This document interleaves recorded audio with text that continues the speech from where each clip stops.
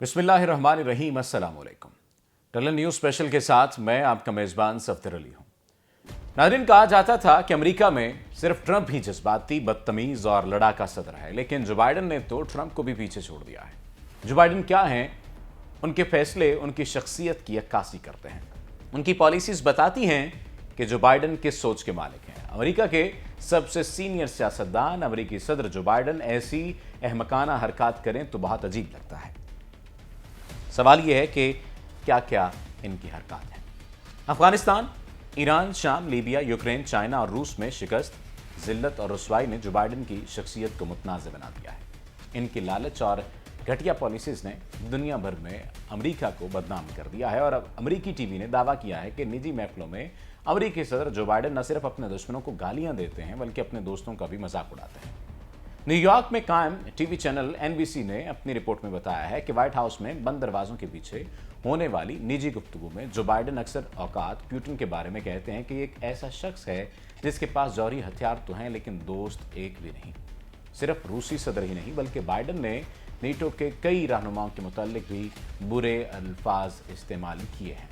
ये बुरे अल्फाज पहली दफ़ा नहीं बोले जा रहे। इससे पहले भी कुछ ऐसा ही मामला सामने आया था जब बाइडन प्रेस कॉन्फ्रेंस कर रहे थे। प्रेस कॉन्फ्रेंस में उनसे सवाल किया गया और उसके जवाब में उन्होंने सही तौर पर बात नहीं की थी, जवाब नहीं दिया था और सहाफ़ी को गाली दी थी। उन्हें मालूम नहीं था कि माइक खुला रह गया। खैर, ये एक अहम मौजू था जो कि हमने आपके सामने पेश किया। आजकल रूस चीन इत्तेहाद एक अहम मौजू है, इसकी बात कर लेते हैं। दुनिया की इस पर गहरी नज़र है। ताकत के हर मरकज़ ने इस पर रद्द-ए-अमल दिया है। इस इत्तेहाद की गहराई पर तबसरों और तज्जियों का आगाज़ हो चुका है। अब यह सिलसिला दराज होता जाएगा। लगता है अब के बरस मौसम बहार और शायद मौसम गर्मा में भी ये मौजू दुनिया भर के दानिशवरों की तवज्जो का मरकज़ बना रहेगा। चीन और रूस ने दुनिया को दरपेश संगीन तरीन मसाइल को 5500 अल्फाज में समोने की कोशिश की है। दोनों ममालिक ने जो एलामिया जारी किया वो हमारे दौर की इस नई सर्द जंग के पस मंज़र और पेश मंज़र पर रोशनी डालता है और सर्द जंग को समझने में मदद देता है। इस एलामिये में बयान करदा बहुत सारे मसाइल खुद इस एलामिये से वाज़ेह हैं, लेकिन बहुत सारे पैगामात बैनुसतूर हैं जिनकी ताबीर और तशरीह की ज़रूरत है। सरमाए ओलंपिक्स में पुतिन शी जिनपिंग मुलाकात और 5500 अल्फाज पर मुश्तमिल मुश्तरका एलामिया एक नई हकीकत का इजहार कर रहा है। नई हकीकत यह है कि जैसे जैसे यूक्रेन का बहरान उबलते हुए नुक्ते के करीब पहुंच रहा है, रूस को अलग थलग करने और सजा देने की अमेरिकी कोशिश नाकाम होती नजर आ रही है। व्लादिमीर पुतिन ने 4 फरवरी को सरमाए ओलंपिक्स के आगाज़ के लिए बीजिंग के सफ़र के दौरान अपने बड़े पड़ोसी शी जिनपिंग से मुलाकात की, जो इस बहरान के वक्त में इनके सबसे अहम इत्तेहादी बन चुके हैं। लेकिन इस दौरे से भी बहुत पहले गुज़श्ता दिसंबर में पुतिन और शी जिनपिंग के माबैन एक तफसीली फ़ोन कॉल के दौरान चीनी रहनुमा रूस के इस मुतालबे की हिमायत कर चुके हैं कि यूक्रेन को किसी सूरत नीटो में शामिल नहीं होना चाहिए। जैसा कि हम जानते हैं, एक दहाई पहले मज़कूरा दोनों ममालिक के माबैन इस तरह के ताल्लुकात का कोई इम्कान नज़र नहीं आता था। 10 साल पहले चीन और रूस इतने ही हरीफ थे जितनी उनमें शराकतदारी थी, लेकिन एक मुद्दत अमेरिका के साथ मुसलसल कशीदगी की कैफियत में गुजारने के बाद दोनों ममालिक ने एक दूसरे के बारे में अपने रवैयों और पॉलिसीज़ में बुनियादी तब्दीली पैदा की है।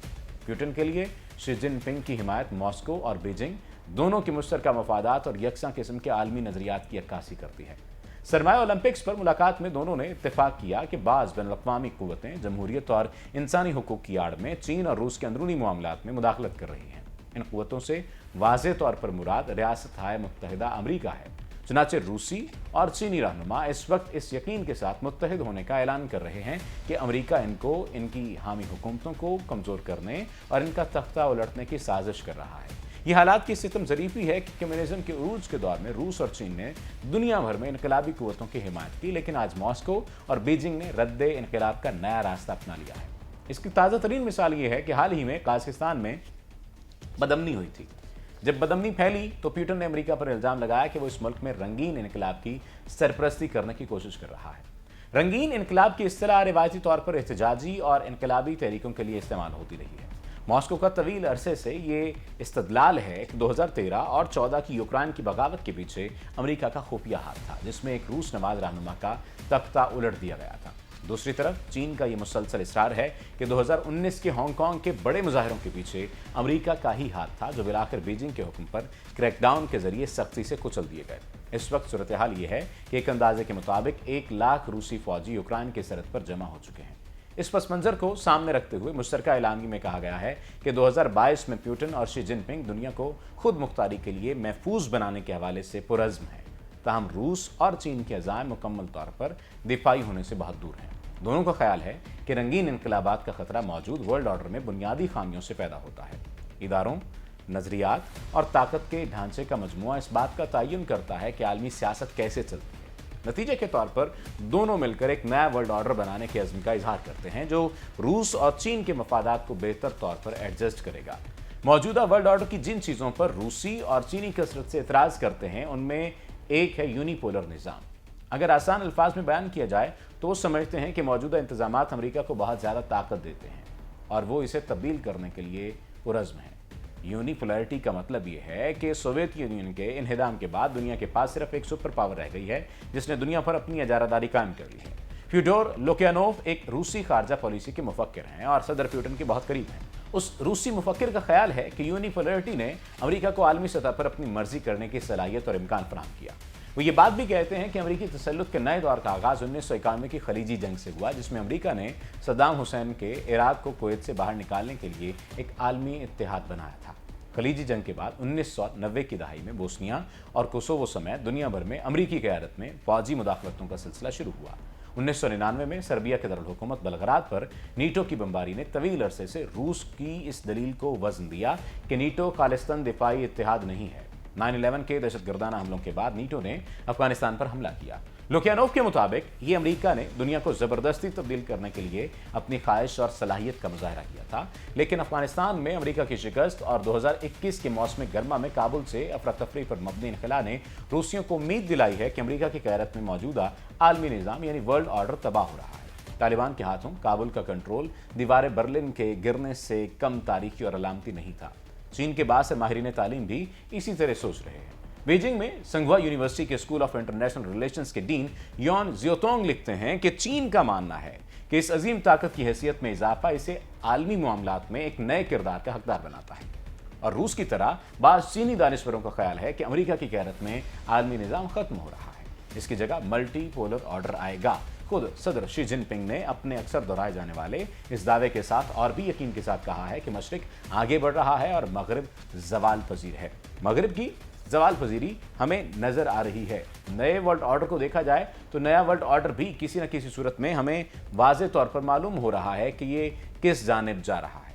यहाँ पर वक्त तो एक ब्रेक का, और ब्रेक के बाद हम जिक्र करेंगे कनाडा में भड़कती आग के शोलों का।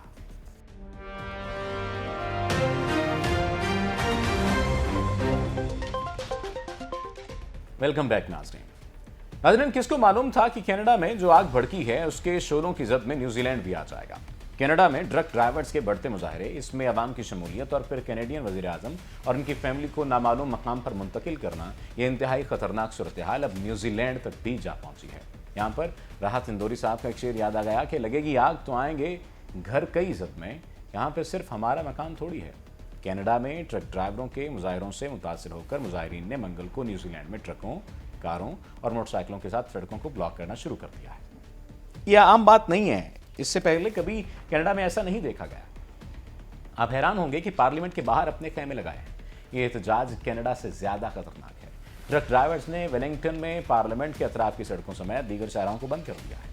हुकाम ने मुतअद्दिद बार मुजाहिरीन को पार्लियामेंट की इमारत से पीछे हट जाने का कहा, लेकिन उन्होंने एक न सुनी और अपनी हटधर्मी में डटे रहे, जिसके बाद झड़पें फूट पड़ी और 120 अफराद को गिरफ्तार किया गया। गिरफ्तारियां कुछ ऐसी हुई कि मुजाहिरीन पार्लियामेंट के बाहर एहतजाज कर रहे थे और ये जमहूरियत नहीं है और मैंडेट छोड़ दो के नारे लगाने में मगन थे कि खामोशी से पुलिस की भारी नफरी भीड़ में घुस गई और यह के बाद दीगरे मुजाहिरीन को हथकड़ियां लगाकर ले जाया गया। इस दौरान पुलिस और मुजाहिरीन में झड़पें भी हुई। मुजाहिरीन की जानिब से शेम ऑन यू के नारे लगाए गए और पुलिस पर हमला भी किया गया, जिसके नतीजे में 2 अफसरान शदीद जख्मी हो गए। न्यूजीलैंड की वज़ीर आज़म जसिंडा आर्डर्न का कहना है कि कोरोना पाबंदियां मुल्क और आवाम के लिए बेहतर हैं।